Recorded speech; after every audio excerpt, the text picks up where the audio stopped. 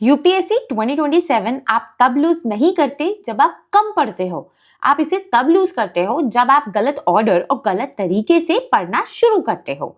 अगर आप UPSC 2027 seriously M कर रहे हो लेकिन अभी भी सब्जेक्ट्स और बुक्स बिना क्लैरिटी के रैंडम ऑर्डर में पढ़ रहे हो, तो आप प्रिपरेशन नहीं कर रहे, आप अपना अटेम्प्ट रिस्क कर रहे हो। क्योंकि सच ये है, यूपीएससी में जो एस्पिरेंट स्ट्रैटेजी और स्ट्रक्चर पहले समझ लेते हैं, वो बिना डेली ज्यादा घंटे पढ़े भी बाकी एस्पिरेंट से 4-5 महीने आगे निकल जाते हैं। और जो लोग कहते हैं कि यूपीएससी अनप्रिडिक्टेबल है, यानी उन्होंने कभी यूपीएससी को ढंग से एनालाइज ही नहीं किया है। यूपीएससी में क्वेश्चंस रैंडम नहीं होते, थीम्स रिपीट होते हैं, ट्रैप्स रिपीट होते हैं और हाँ, गलतियां भी रिपीट होती हैं। By the way, I am Soumya and you are watching Think Basic folks. Let's break UPSC 2027 step by step. इस वीडियो में मैं आपके साथ यूपीएससी 2027 का complete day wise preparation structure share करूंगी। Prelims, mains, current affairs, CSAT, revision, सब कुछ एक ही फ्लो में। बिकॉज देखो, जो एस्पिरेंट्स प्री, मेंस या इवन इंटरव्यू तक क्लियर करते हैं, वो सिर्फ हार्ड वर्किंग नहीं होते, वो स्ट्रक्चरली डिसिप्लिन्ड भी होते हैं। एंड दैट्स व्हाई इस वीडियो में मैं वो गलतियां भी बहुत क्लियरली रिवील करूंगी जो 80% सीरियस एस्पिरेंट्स भी हर साल बिना रियलाइज किए रिपीट करते रहते हैं और अपना अटेम्प्ट रिस्क कर लेते हैं। यहाँ कोई वेग टाइम टेबल नहीं होगा, कोई इमोशनल मोटिवेशन नहीं होगा, सिर्फ वही चीजें होंगी जो यूपीएससी एक्चुअली रिवॉर्ड करता है। इस वीडियो के एंड तक आप खुद क्लियरली जान जाओगे कौन सा सब्जेक्ट कब स्टार्ट करना है, कब प्रीलिम्स का फोकस बदलना है और कैसे उन गलतियों से बचना है जो हर साल मेजॉरिटी एस्पिरेंट्स का अटेम्प्ट वेस्ट करवा देती हैं। सो अगर आप यूपीएससी 2027 के लिए सीरियस हो तो इस वीडियो को स्किप मत करना, बिकॉज क्लैरिटी आज मिल रही है, बाद में सिर्फ प्रेशर और एंजाइटी ही मिलती है। ठीक है? But yes, be also be clear that UPSC preparation कोई कंटिन्यूअस मैराथन नहीं है, ये बस एक फेज वाइज गेम होता है। दैट्स व्हाई यूपीएससी 2027 की प्रिपरेशन को हम 3 क्लियर फेजेस में डिवाइड करेंगे। फेज 1 इज द फाउंडेशन और द अंडरस्टैंडिंग फेज। ये फेज सीरियस एस्पिरेंट को बाकी क्राउड से अलग करता है। यहाँ गोल सिलेबस खत्म करना नहीं, बल्कि यूपीएससी की थिंकिंग डेवलप करना होता है। Then comes the phase 2, that is integration and answer thinking phase. यहाँ करंट और स्टैटिक सिलेबस को इंटीग्रेट करके उस अंडरस्टैंडिंग को 100 to 250 वर्ड्स के स्ट्रक्चर्ड आंसर में रिप्रेजेंट करना इज आवर प्योर गोल, यानी quality over quantity. And the last phase will be the phase 3 prelims domination phase, which is all about revision via previous year questions, CSAT and smart elimination techniques, ताकि अप्रैल and मई 2027 में आप confident रहो, anxious नहीं। ठीक है? So now अब जब overall structure हमें क्लियर हो गया है, तो चलो एक एक फेज को स्टेप बाय स्टेप ब्रेक करते हैं। सो नाउ लेट्स डिस्कस कि फेब ऑनवर्ड्स टिल जून 2026 तक हमें फेज 1 में करना क्या है, कैसे फाउंडेशन और अंडरस्टैंडिंग बनानी है। बिकॉज यहाँ गोल सिलेबस खत्म करना नहीं है कि पूरा पॉलिटी खत्म कर लिया, इकोनॉमी खत्म कर लिया। यहाँ गोल है कॉन्सेप्ट्स को समझना और यूपीएससी की सोच डेवलप करना कि कैसे हर टॉपिक के साथ क्वेश्चंस बन सकते हैं। टॉपिक से प्रीलिम्स का एमसीक्यू कैसे बन सकता है, या मेंस का 150 वर्ड आंसर हम कैसे लिख सकते हैं। ठीक है? सबसे पहले समझो कि इस फेज में हमारा जो एक सिंगल टारगेट है, that is to complete all the important NCERTs of all the subjects. And NCERTs में हर चैप्टर को पढ़ने के बाद there are 3 task which we have to do. First is कि जितने भी चैप्टर एंड में क्वेश्चंस दिए होंगे, एमसीक्यूज हो या सब्जेक्टिव क्वेश्चंस हो, उन्हें हर चैप्टर को पढ़ने के बाद हमें जरूर आंसर करना है। ठीक है? इसके अलावा एनसीईआरटी जो भी हम पढ़ेंगे वो सब्जेक्ट वाइज पढ़ेंगे, क्लास वाइज नहीं कवर करेंगे। एंड जो भी आप चैप्टर्स पढ़ रहे हो या जैसे जैसे आप एनसीईआरटीज फिनिश करते जाओगे, बहुत ही शॉर्ट में to the point prelims point of view के हिसाब से आपको नोट्स बनाने में। प्रीलिम्स पॉइंट ऑफ व्यू इसलिए बोल रही हूँ बिकॉज तब आप बहुत शॉर्ट में कंसाइज बनाओगे एंड वो एक्चुअली आपको मेंस में भी हेल्प करेगी। ठीक? तो अब इसमें देखो क्या क्या करना है। मैंने पूरा सब्जेक्ट वाइज कितने डेज में किन एनसीईआरटीज को कवर करना है वो यहाँ बताया हुआ है। एंड माइंडेड, जितनी एनसीईआरटीज मैंने यहाँ बताई है सिर्फ वही पढ़नी है, उसके अलावा कुछ और नहीं पढ़ना है। We will first start with polity as a subject because इसमें हमें कम पढ़ना पड़ता है, बहुत इजीली ये समझ में आ जाता है और इसका input to output ratio pre हो या मेंस बहुत अच्छा है, यानी कि इसका आरओआई बहुत हाई है। आप जो भी पढ़ेंगे आप इजीली क्वेश्चन को आंसर कर पाएंगे। प्रीलिम्स में भी और मेंस में भी। इसके लिए 15 डेज हमें देने हैं और जिसमें हमें सिर्फ 2 एनसीईआरटीज ही पढ़नी है। एक है क्लास 11th की Indian constitution at work and दूसरी है क्लास 12th की politics in India since independence. That's it. 15 दिन में पॉलिटी की 2 एनसीईआरटी खत्म। उसके बाद नेक्स्ट हमें उठाना है हिस्ट्री को। पॉलिटी के बाद मैंने हिस्ट्री को इसलिए रखा है बिकॉज जब आप पढ़ते हैं हिस्ट्री को बहुत सारी चीजें होती हैं, बहुत सारे एक्ट्स के बारे में आप पढ़ोगे जो कहीं ना कहीं आप पॉलिटी में उनको रिलेट कर पाओगे। फॉर एग्जाम्पल इमरजेंसी पावर्स है या गवर्नर की जो पावर है वो कहाँ से आ रही है, वो हमारे हिस्ट्री से आ रही है। ठीक है, तो हिस्ट्री को यहाँ पे मैंने पूरे 50 डेज दिए हैं। 50 डेज, इसमें हम पूरा complete ancient medieval modern cover करेंगे। अब हिस्ट्री में कंफ्यूजन है कि पढ़ना क्या है, क्या सोर्स फॉलो करना है। तो देखो, आपको तमिलनाडु टेक्स्ट बुक नहीं पढ़नी है, आपको कोई स्टैंडर्ड बुक नहीं पढ़नी है एंशिएंट और मेडिवल हिस्ट्री के लिए। यहाँ पे आपको सिर्फ और सिर्फ दोनों एनसीईआरटीज पढ़नी है, that is old NCERT also and new NCERT also. आप एंशिएंट और मेडिवल में ओल्ड एनसीईआरटी को 10-10 दिन दो और न्यू एनसीईआरटी को 6-6 दिन देके कवर कर सकते हो। मॉडर्न हिस्ट्री के लिए आपको एक भी एनसीईआरटी पढ़ने की जरूरत नहीं है। एक भी नहीं मतलब एक भी नहीं, सिर्फ एक ही स्टैंडर्ड बुक आती है स्पेक्ट्रम, उसको आप 18 डेज में पूरा कवर करो। उसमें भी आपको पेज टू पेज नहीं पढ़ना है। मैं ऑलरेडी इसके ऊपर सेपरेट वीडियोस बनाऊंगी कि आपको क्या एग्जैक्टली पढ़ना है और क्या छोड़ना है। तो उस तरीके से आप हिस्ट्री को 50 डेज में कवर कर सकते हो। Then after history comes the economy. इसको हम पूरे 23 डेज देंगे और इसमें हम 9, 10th, 11th, 12th चारों एनसीईआरटीज, जो चारों क्लास के एनसीईआरटीज है, पढ़ेंगे। लेकिन 9th एंड 12th में तो एक एक एनसीईआरटी है, उसको आप 3-3 दिन लेकर के खत्म कर सकते हो। When it comes to 11th, तो उसमें आपको इंडियन इकोनॉमिक डेवलपमेंट वाली एनसीईआरटी पढ़नी है, उसको 10 दिन दो। और क्लास 12th में सिर्फ मैक्रो वाली इकोनॉमी की एनसीईआरटी पढ़नी है, उसको आप 7 डेज ही दो। एंड उसमें जितने भी आपको गंदे गंदे फॉर्मुलेस दिखे ना, उससे डरना मत, घबराना मत, वो आपको नहीं पढ़ना है। आपको मैक्रो वाली से सिर्फ अपने इकोनॉमी की कॉन्सेप्ट्स को स्ट्रॉन्ग करना है। उसके बाद आता है ज्योग्राफी। इसको आप 28 डेज दो, near about a month. And इसमें भी आपको 4 एनसीईआरटी पढ़नी है, वो भी सारे क्लासेस की नहीं, सिर्फ क्लास 11th एंड 12th मिला करके। 11th में 2 एनसीईआरटीज है, फंडामेंटल्स ऑफ फिजिकल ज्योग्राफी, वो आप 10 दिन दो इसको, और जो इंडियन फिजिकल ज्योग्राफी है उसको 7 दिन दो। अच्छा, एक चीज ज्योग्राफी में ध्यान रखना कि जब भी आप एनसीईआरटी से जो भी चीज पढ़ रहे होगे ना, एक लाइन भी अगर आप उसको कहीं मैप बुक पे मार्क कर सकते हो ना, तो उसको देन एंड देयर मार्क करना। वर्ल्ड मैपिंग के लिए आप ओरेन ब्लैक स्वान और इंडियन मैपिंग के लिए आप ऑक्सफोर्ड मैप बुक को यूज कर सकते हो। क्लास 12th में यहाँ पे इकोनॉमिक ज्योग्राफी हो गया, उसको आप 6 डेज दे सकते हो। ह्यूमन ज्योग्राफी भी पढ़नी जरूरी है, वो वाली एनसीईआरटी 5 डेज आप उसे दे सकते हो। इसके अलावा आर्ट एंड कल्चर को आप 7 डेज दे करके क्लास 11th की जो फाइनेंस वाली सिंगल एनसीईआरटी है ना, जिसमें पूरा आर्किटेक्चर अच्छे से बताया हुआ है, उसको आपको कवर करना है, टारगेट करना है। एनवायरमेंट के लिए आपको सिर्फ 2 दिन देने हैं, बिकॉज यहाँ पे आपको कोई एक्चुअली पूरी एनसीईआरटी नहीं पढ़नी। क्लास 12th की जो बायो वाली एनसीईआरटी है, उसमें लास्ट में इकोलॉजी नाम से एक यूनिट है जिसके अंदर 4-5 चैप्टर्स आते हैं, बस वही पढ़ना है। वर्ल्ड हिस्ट्री के लिए यस, आपको वर्ल्ड हिस्ट्री भी इसी टाइम पे खत्म करना है, बात के लिए नहीं छोड़ना है। 15 डेज आप इसको दो एंड ओल्ड एनसीईआरटी अर्जुन देव वाली एंड न्यू एनसीईआरटी दोनों को क्लब करके पढ़ो। यहीं पे आपको सोसाइटी भी पढ़ना है, बात के लिए नहीं छोड़ना है।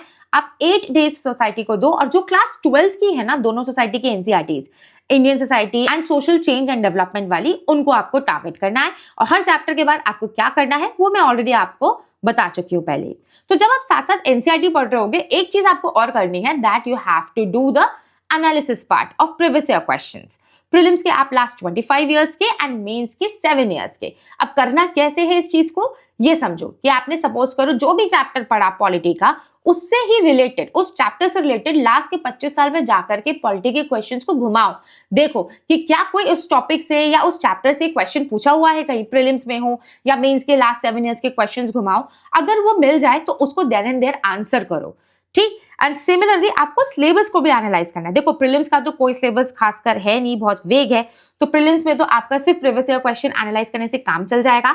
लेकिन जब आप इन एनसीईआरटीज को पढ़ रहे हो, अगर आप पॉलिटी की एनसीईआरटीज पढ़ रहे हो, तो एक बारी आप जो है ना मेंस का सिलेबस जाकर के भी समझो कि क्या सिलेबस में दिया है, किन चीजों को आपको खासकर टारगेट करना है। वहां पे भी मैं आपको पूरा इनडेप्थ सिलेबस नहीं दिया रहता है अच्छे से। ऑलरेडी मैंने मेंस के लिए GS1, GS2, GS3 and GS4 के ऊपर पूरा सिलेबस को माइक्रो टॉपिक्स में ब्रेक करके बताया हुआ है कि एग्जैक्टली हमें किस में क्या पढ़ना है। तो आप वहां से हेल्प ले सकते हो इन वीडियो से। सारी वीडियोस जो मैं आपको बता रही हूँ ना, जिनसे आप हेल्प ले सकते हो इन योर प्रिपरेशन, वो मैं इसी वीडियो के डिस्क्रिप्शन में लिंक कर दूंगी, ठीक है। तो इस तरीके से हमारा फेज 1 कंप्लीट हो जाएगा 5 मंथ्स में, from Feb to June, where we are targeting only the NCERTs and analyzing the previous year questions. अब बात करते हैं उस गलती की जो स्टार्टिंग ऑफ द वीडियो में मैंने प्रॉमिस किया था आपसे डिस्कस करने के बारे में, that more than 80% of even the serious aspirants are making this mistake continuously without even realising which cost them their attempt. That is कि प्रीलिम्स और मेंस को दो अलग अलग प्रिपरेशन समझना, एग्जाम नहीं, स्टेजेस नहीं, कंप्लीट डिफरेंट प्रिपरेशन समझना। एंड जब एस्पिरेंट ऐसा करने लगते हैं ना, तो प्रीलिम्स रटना बन जाता है और मेंस फिर शैलो ही रह जाता है। इतना शैलो कि हम साल के 8-10 महीने सिर्फ प्रीलिम्स रिलेटेड ही 4-5 सब्जेक्ट पढ़ते रह जाते हैं और लास्ट में रिवीजन करना इम्पॉसिबल लगने लगता है। देखो, यूपीएससी सिविल सर्विसेज एग्जामिनेशन में प्री और मेन उसके सिर्फ 2 स्टेजेस हैं, लेकिन एस्पिरेंट्स इन्हें बिल्कुल कंप्लीटली डिफरेंट एग्जामिनेशंस बना देते हैं। एंड जो एस्पिरेंट्स इस गलती से बच जाते हैं ना, वो ऑटोमेटिकली टॉप 10 to 15% में आ जाते हैं। और ये हम कैसे कर सकते हैं वो हम समझते हैं फेज 2 में। तो देखो, जो फेज 2 है, this is our integration and answer writing phase. ये हमारा 6 मंथ्स का पूरा जुलाई टू दिसंबर 2026 तक चलेगा, जिसमें हमें डेली 6 to 8 आवर्स ही देने हैं। अब पॉलिटी एंड इकोनॉमी की एनसीईआरटीज आप ऑलरेडी कवर कर चुके हो फेज 1 में। अब आपको क्या करना है, 21 डेज ईच देने हैं और स्टैंडर्ड बुक को कवर करना है। यहाँ पे पॉलिटी में there is only 1 standard book which is Laxmikant.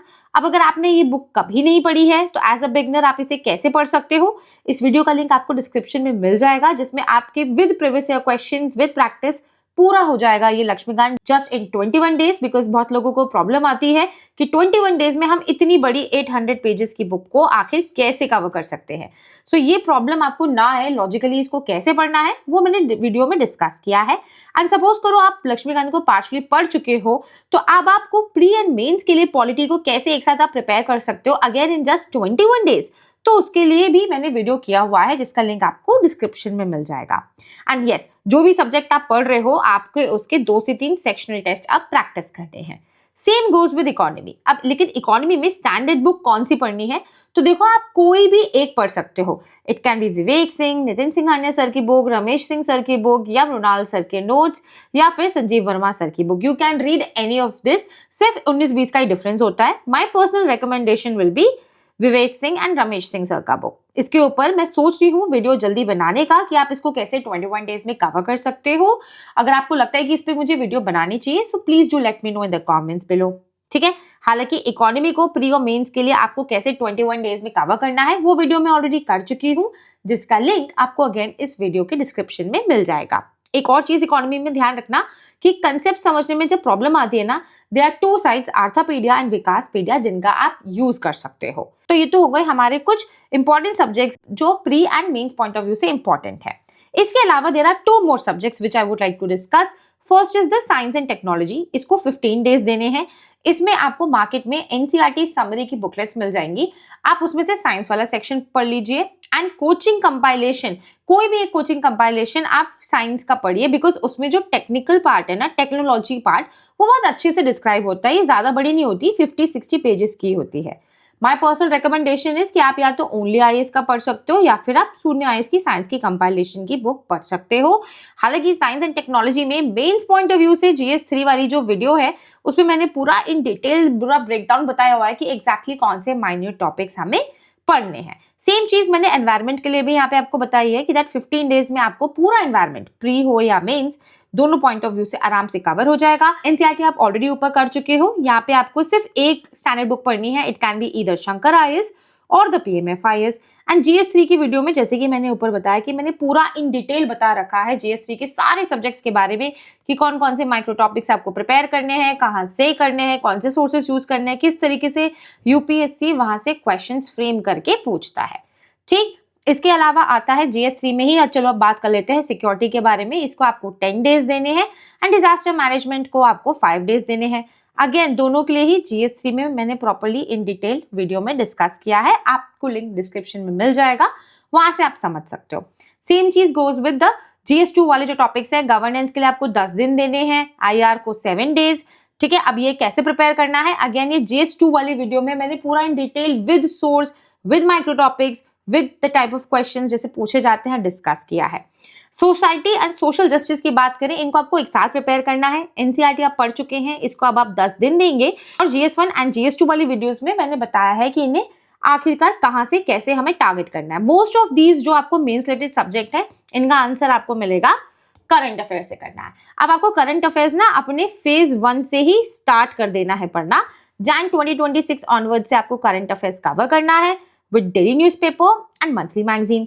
ये कैसे करना है इसके ऊपर ऑलरेडी मैं वीडियो बना चुकी हूँ, उसका लिंक डिस्क्रिप्शन में मैं डाल दूंगी। आप वहां से इन डिटेल समझ सकते हो एक एक चीज को कि कैसे करना है, बिकॉज हर एक चीज अगर मैं आप बताऊंगी तो ये वीडियो बहुत लंबी हो जाएगी। ठीक, अब इसी फेज 2 में हमें एक और चीज करनी है, दैट इज ऑप्शनल। ऑप्शनल तो हम नहीं भूल सकते हैं।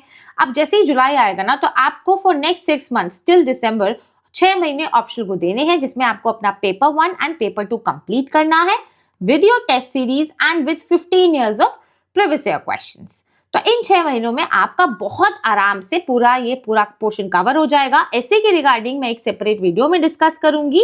एंड हाँ, यहाँ पे एथिक्स की बात कर लेते हैं, ये एक रह गया है। एथिक्स के लिए आपको 1 महीना देना है, दैट इज 30 days।